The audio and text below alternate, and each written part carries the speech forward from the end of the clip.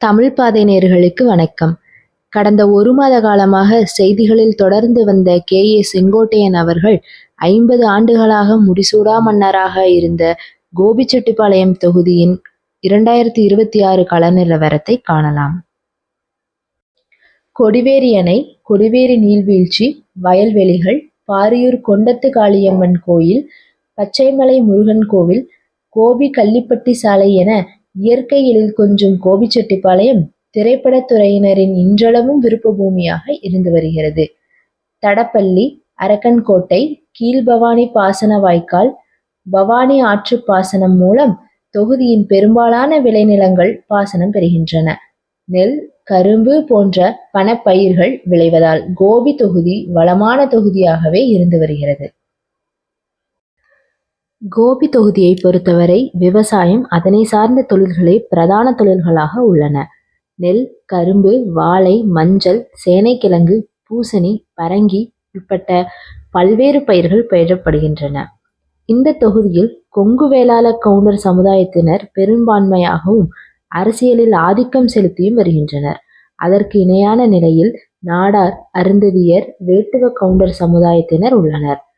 முதலியார், செட்டியார் மற்றும் சிறுபான்மையினர் கணிசமான அளவிலே உள்ளனர்.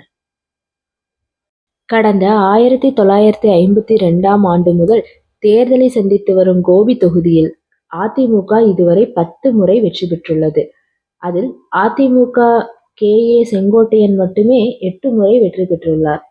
இதை தவிர காங்கிரஸ் 3 முறையும், திமுக 2 முறையும் வெற்றி பெற்றுள்ளன. இந்த நிலையில் 2026 தேர்தலில் இந்த தொகுதியை தக்க வைக்க வேண்டும் என அதிமுகவும், கட்சியிலிருந்து வெளியேறி தமிழக வெற்றிக் கழகத்தில் இணைந்த செங்கோட்டையனும் கடுமையாக வேலை செய்வார்கள் என எதிர்பார்க்கப்படுகிறது. அதே வேளையில் தொடர்ந்து கூட்டணி கட்சிகளுக்கு இந்த தொகுதியை ஒதுக்கி வரும் திமுக இந்த முறை நேரடியாக களம் கண்டு தொகுதியை கைப்பற்றும் முனைப்பில் உள்ளது.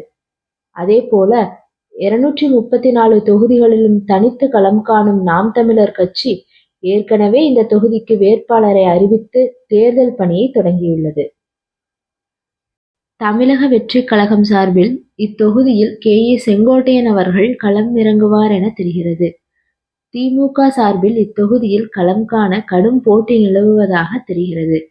கடந்த முறை போட்டியிட்ட ஜி.வி. மணிமாறன் அவர்களும், ஈரோடு தெற்கு மாவட்ட பொறுப்பாளராக உள்ள நல்லசிவம் அவர்களும் செங்கோட்டையன் அவர்களின் வலதுகரமாக இருந்து திமுகவில் இணைந்த சிந்து ரவிச்சந்திரன் அவர்களும் முயற்சிக்கின்றனர். அதே வேளையில் முன்னாள் அமைச்சர் என்.கே.பி. ராஜா அவர்களும் இத்தொகுதியில் களமிறங்க முயற்சித்து வருகின்றனர். அதிமுக சார்பில் இத்தொகுதியை கட்டாயம் கைப்பற்ற வேண்டும் என்பதால் தகுந்த வேட்பாளரை தலைமை தேடி வருகிறது. நாம் தமிழர் கட்சி சார்பில் சீதா லட்சுமி அவர்கள் ஏற்கனவே வேட்பாளராக அறிவித்துள்ளனர். இவர் ஏற்கனவே பவானி சட்டமன்ற தொகுதி, திருப்பூர் நாடாளுமன்ற தொகுதி, ஈரோடு கிழக்கு இடைத்தேர்தல் என பல தேர்தல்களை சந்தித்தவர் என்பது குறிப்பிடத்தக்கது. வரும் 2026 இத்தொகுதியில் கடுமையான 4 முனை போட்டி ஏற்படும் என தெரிகிறது. நன்றி, வணக்கம்.